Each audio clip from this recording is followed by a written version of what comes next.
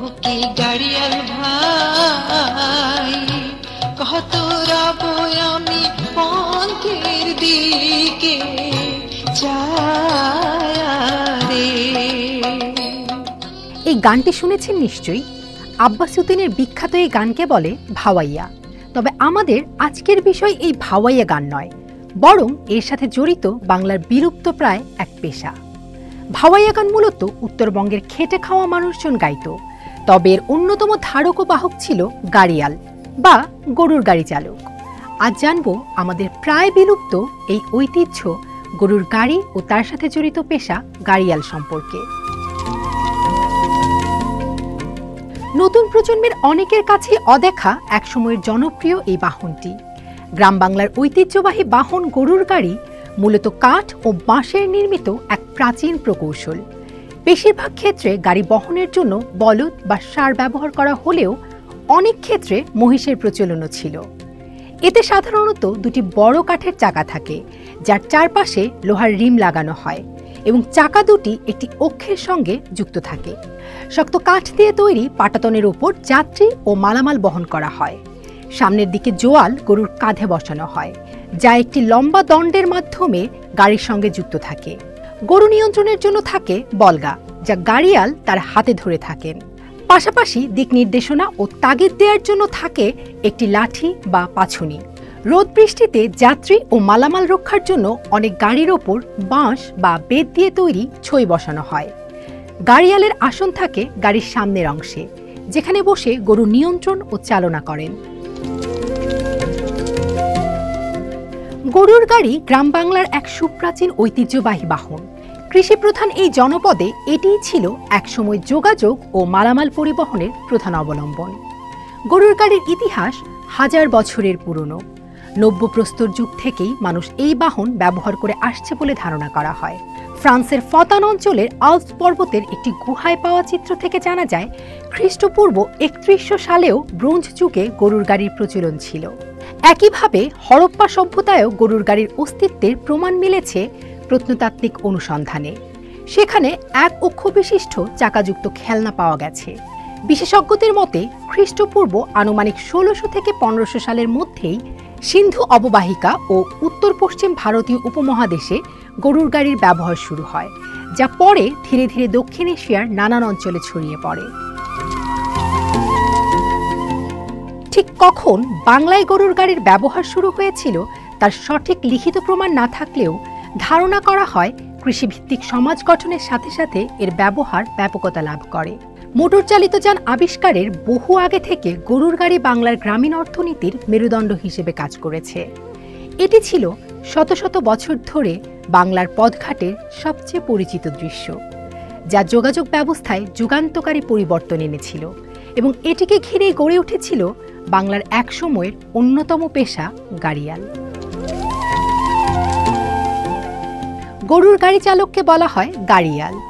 এটি ছিল এক বিশেষ পেশা, যার সাথে জড়িত ছিল দক্ষতা ও ঐতিহ্য। প্রান্তিক মানুষের কাছে এটি ছিল আয়ের অন্যতম উৎস। তারা বিভিন্ন ধরনের মালামাল ও যাত্রী বহন করে জীবিকা নির্বাহ করতেন।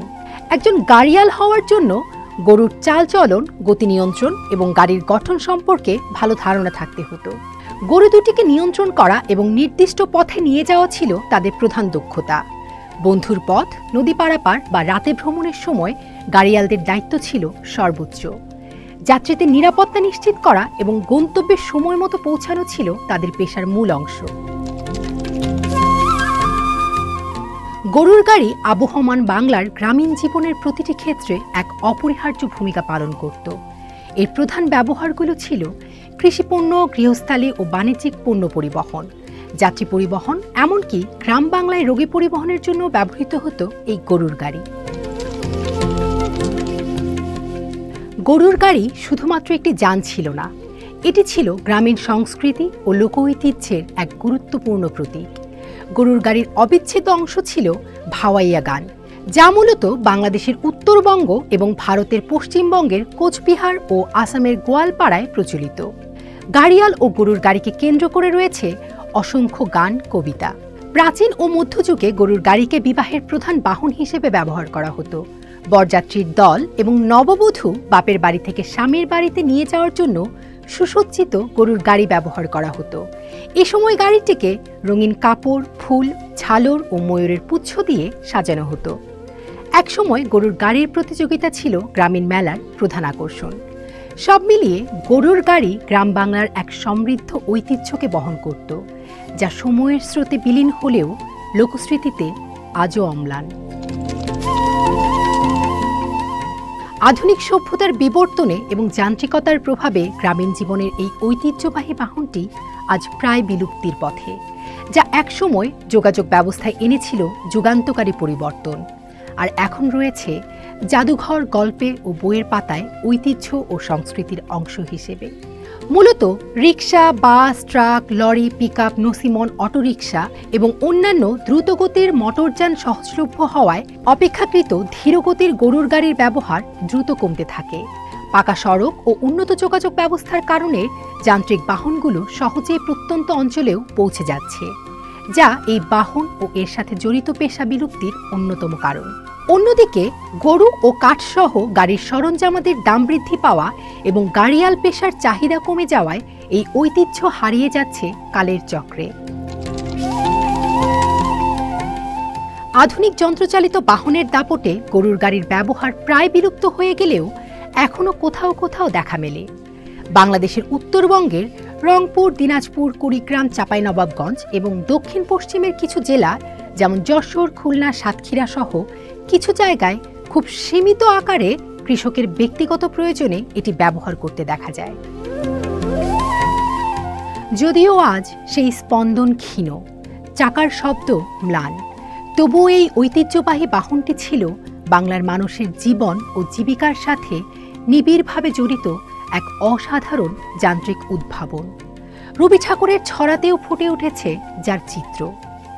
কুমোর পাড়ার গরুর গাড়ি, বোঝায় করা কলসি হাঁড়ি, গাড়ি চালায় বংশী বদন, সঙ্গে যে যায় ভাগ্নে মদন, হাট বসেছে শুক্রবারে, বক্সিগঞ্জে পদ্মা পারে।